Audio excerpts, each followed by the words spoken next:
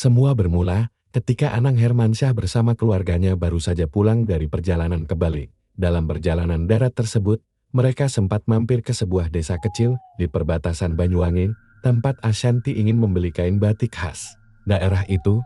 Namun, tanpa disadari, kunjungan singkat itu menyisakan sesuatu yang mengerikan. Setelah kembali ke Jakarta, Anang mulai merasa tidak enak badannya panas dingin, matanya sayu, dan sering mengigau di malam hari, yang membuat Ashanti panik.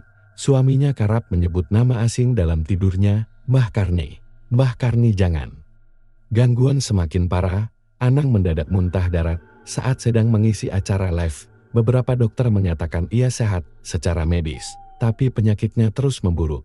Bahkan aura di rumah keluarga Hermansyah berubah menjadi mencekam. Pembantu rumah tangga mengaku melihat bayangan wanita tua berambut gimbal berdiri di depan kamar Anang setiap malam. Ashanti pun mulai curiga. Ini bukan sakit biasa, ini ada yang kirim. Ketakutan akan hal gaib membuat Ashanti mencari solusi spiritual.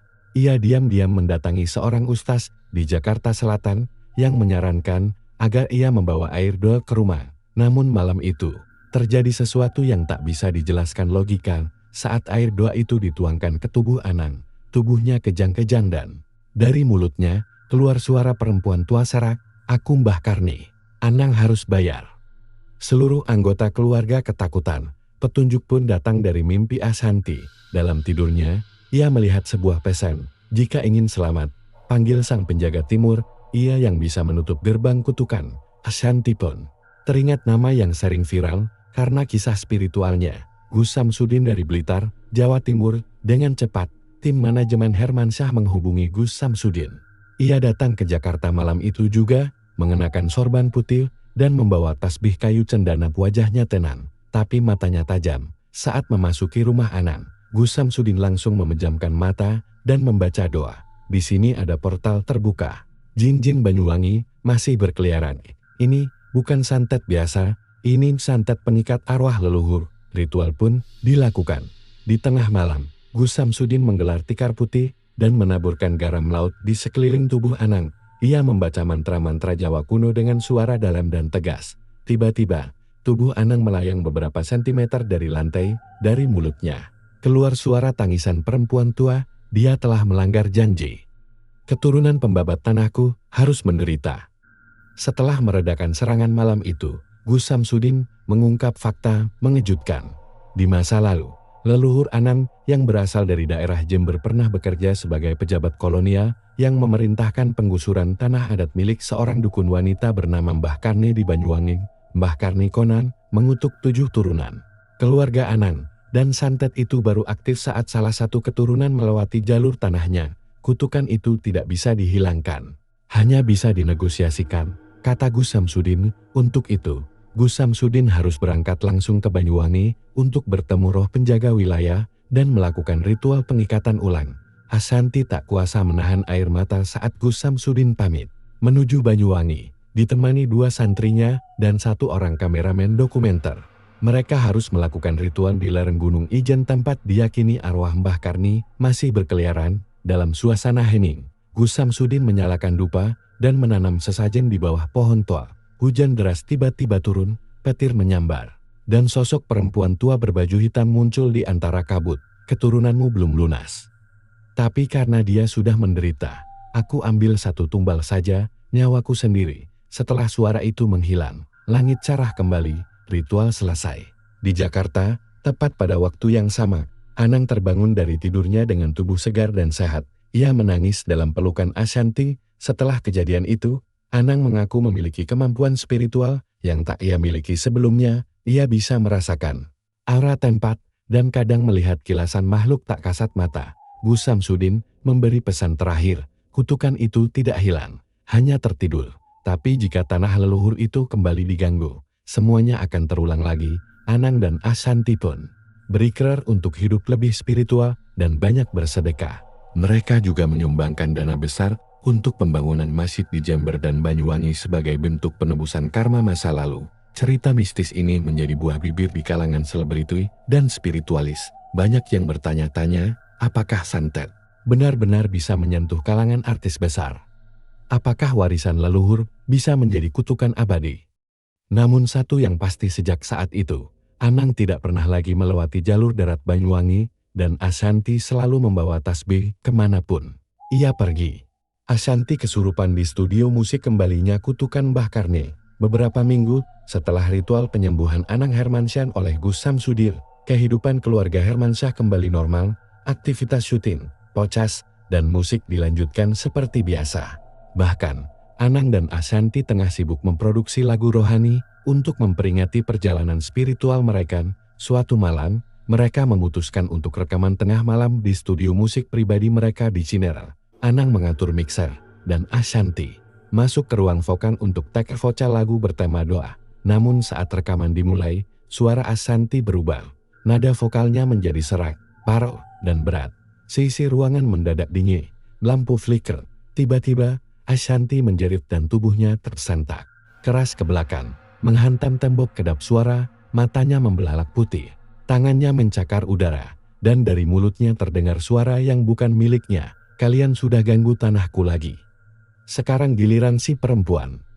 Anang panik, ia mencoba mendekat, tapi dilemparkan oleh tenaga tak terlihat hingga terpental ke dinding. Semua kru kabur, asisten rumah tangga menangis, studio berubah seperti medan perang. Mengingat kejadian sebelumnya, satu-satunya orang yang terpikir oleh Anang adalah Gus Samsudin. Meski malam sudah larut, ia langsung menghubungi santri Gus melalui video call sambil menangis. Gus, tolong. Ashanti kerasukan. Dia bukan dirinya lagi.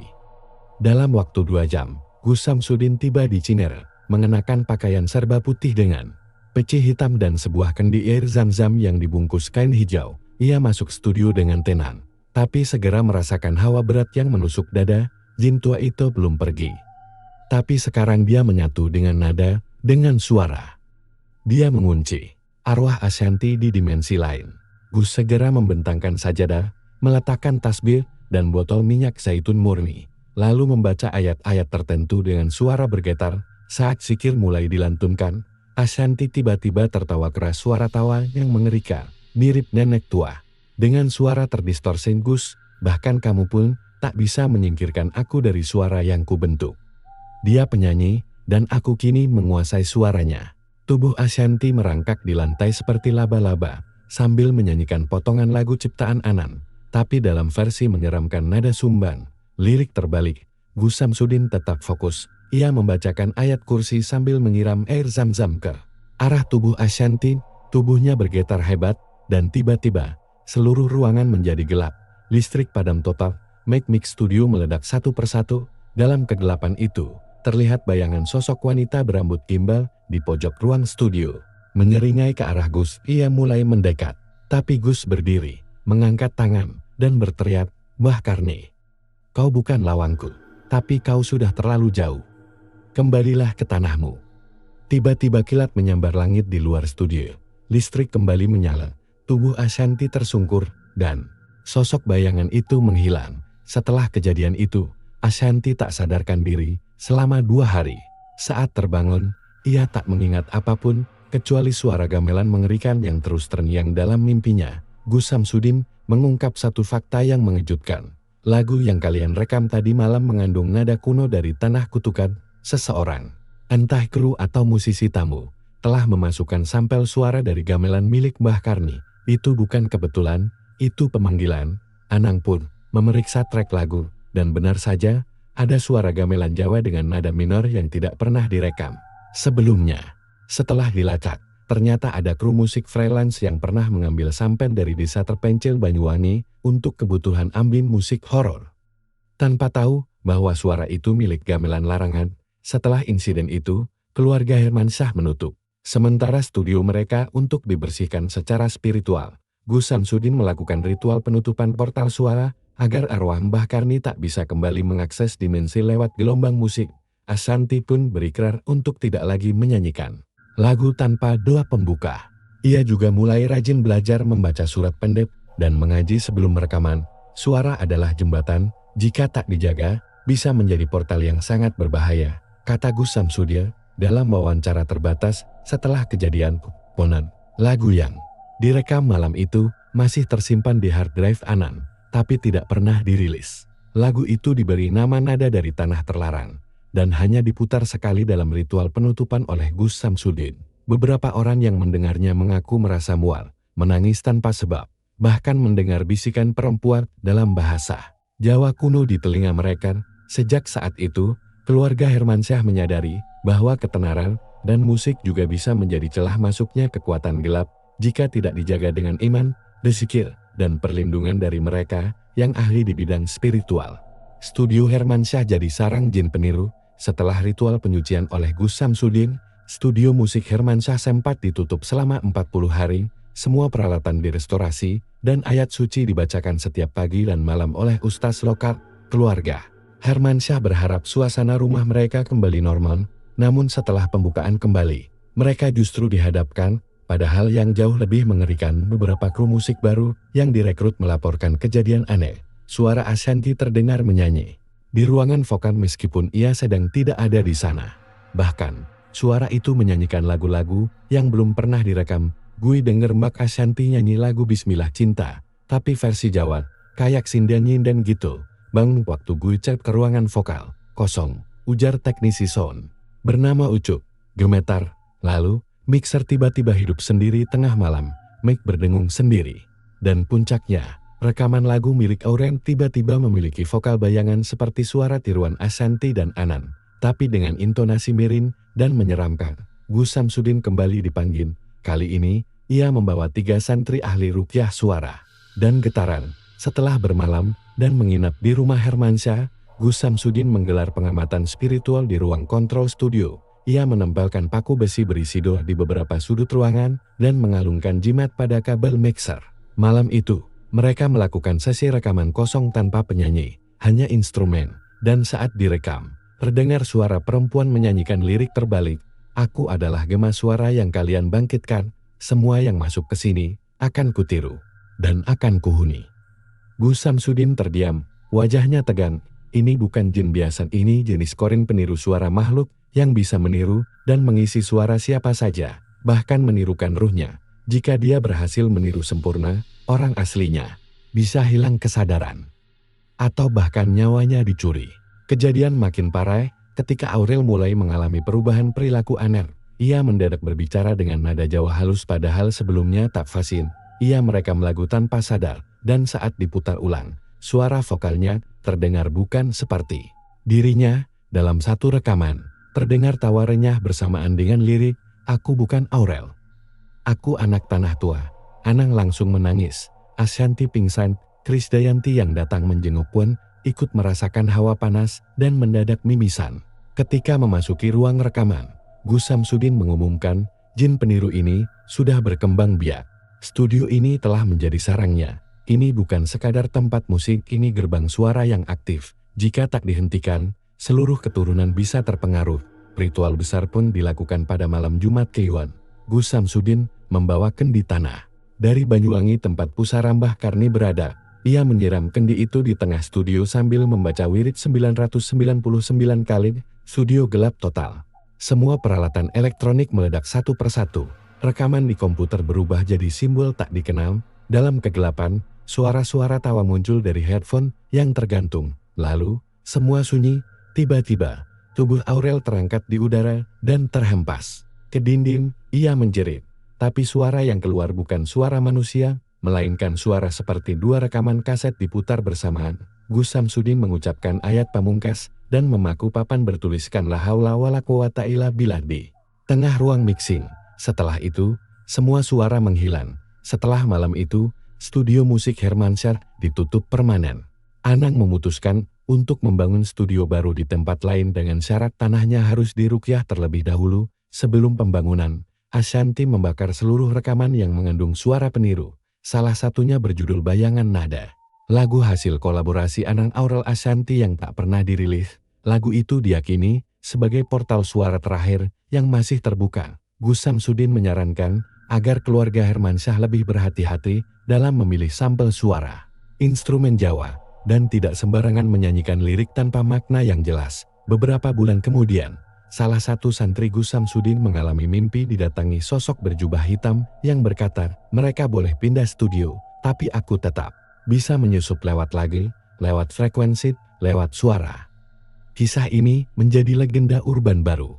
Konon, siapapun yang mendengarkan potongan lagu bayangan nada akan mendengar suaranya sendiri dinyanyikan ulang dengan versi menyeramkan. Karena itu, lagu tersebut tak pernah boleh diputar. Hard drive-nya dikubur di halaman belakang, disegel dengan ayat, dan dijaga oleh santri Gus Samsudin hingga kini. Warisan keris emas gaib dari Gus Samsudin untuk keluarga Hermansyah. Setelah studio ditutup, keluarga Hermansyah hidup lebih tenang, namun ketenangan itu hanya sesaat. Aurel mulai mendapat mimpi berulang. Ia berjalan di lorong gelap, di ujungnya ada seorang pria tua berjubah putih yang memegang keris emas bersinar. Warisan ini hakmu. Hanya kau yang bisa menebus darah tua yang tertumpah di tanah Karni, bisik pria itu. Aurel terbangun dengan keringat dingin, tangannya memegang sehelai kain batik kuno yang tak pernah ia miliki. Di sudut kain itu terdapat tulisan aksara Jawa kuno. Keris emas Dadianang pun menghubungi sanak keluarganya di Jember. Tak disangka, dari salah satu paman tua, mereka menemukan peti kayu warisan leluhur yang selama ini dilarang dibuka. Di dalamnya, mereka menemukan sepucuk surat kuno bertulisan tangan dengan tinta hitam, sepasang gelang tembaga, dan secarik peta kasar bertanda Gunung Raung kaki timur. Dalam surat itu tertulis, keris emas pusaka leluhur disembunyikan untuk mengunci satu perjanjian. Hanya keturunan yang berani memegang warisan darah dan siap menanggung cahaya serta gelapnya yang bisa menemukannya. Jika kau menemukan keris itu, kutukan akan berakhir atau dimulai kembali. Gus Samsudin menyetujui misi ini. Ia mengatakan, keris emas itu adalah simbol tertinggi warisan spiritual dan dosa leluhur. Ia bisa menghapus kutukan atau memperkuatnya, tergantung siapa yang membangkitkan. Anan, Aurel, Asrim, dan Gus Samsudin pun berangkat ke lereng Gunung Raung, Banyuwangi, tempat yang dipercaya menjadi lokasi rahasia keris itu. Perjalanan mereka penuh rintangan, kabut tebal menutupi jalan. Suara-suara gaib terdengar dari balik pepohonan, dan beberapa kali mereka seperti berputar di tempat. Setelah bermalam di hutan, pada malam ketiga, Aurel terbangun karena mendengar suara nyanyian sinden kuno. Ia mengikuti suara itu dan menemukan pohon beringin besar dengan batu nisan tanpa nama. Tiba-tiba tanah di bawahnya mereka, dan keris emas muncul dari balik akar beringin, bersinar seperti bara. Namun, begitu Aurel menyentuh keris itu, seluruh alam berubah. Mereka terjebak dalam ruang gaib di mana sosok-sosok masa lalu muncul, bayangan Mbah Karni, leluhur Anang berpakaian Belanda, dan anak-anak kecil berpakaian kompang-camping menatap mereka dengan kosong. Warisan bukan cuma pusaka, tapi juga dosa yang harus ditebus, kata sosok Mbah Karni. Gus Samsudin meminta Aurel memegang keris itu dengan membaca zikir penghapus warisan gelap. Aurel melakukannya dengan air mata menetes sambil berseru, "Saya terima keris ini bukan sebagai kebanggaan, tapi sebagai pengingat, agar tak lagi ada darah tumpah untuk kekuasaan." Tiba-tiba, keris itu menyala terang dan seluruh bayangan gelap itu lenyap. Mereka kembali ke dunia nyata. Keris emas itu dibungkus kain putih dan disimpan di dalam kotak kaca, lalu diletakkan di musola kecil di rumah Hermansyah. Sejak malam itu, tak ada lagi suara aneh di rumah. Ashanti tak lagi kesurupan. Aurel melahirkan anak perempuan yang sehat dan selalu dikelilingi cahaya putih. Dalam mimpi para kerabat, channel YouTube mereka meningkat pesat, tapi semua kontennya kini penuh pesan moral, spiritual, dan edukasi. Gus Samsudin berkata, keris itu bukan senjata, tapi kompas jiwa. Jika kalian hidup dengan ikhlas, ia akan melindungi. Tapi jika hati kalian kembali gelap, ia bisa membangunkan gerbang lama yang lebih mengerikan. Hingga kini, keris emas pusaka keluarga Hermansyah dipercaya sebagai salah satu pusaka paling kuat secara spiritual di tanah Jawa. Karena bukan hanya berasal dari ilmu gaib, tapi juga hasil pengorbanan dan penyadaran generasi modern. Anan dan keluarganya hidup lebih tenang, lebih religius, dan lebih rendah hati. Namun, mereka tahu, keturunan yang lupa akan sejarah, akan diburu oleh warisan yang ingin dikenang, dan di balik layar, keris itu tetap bersinar samar tiap malam Jumat Kliwon. Seolah menunggu. Siapa yang berani melupakan sumpahnya? Jangan lupa like, komen, dan subscribe untuk mendapatkan kisah selanjutnya.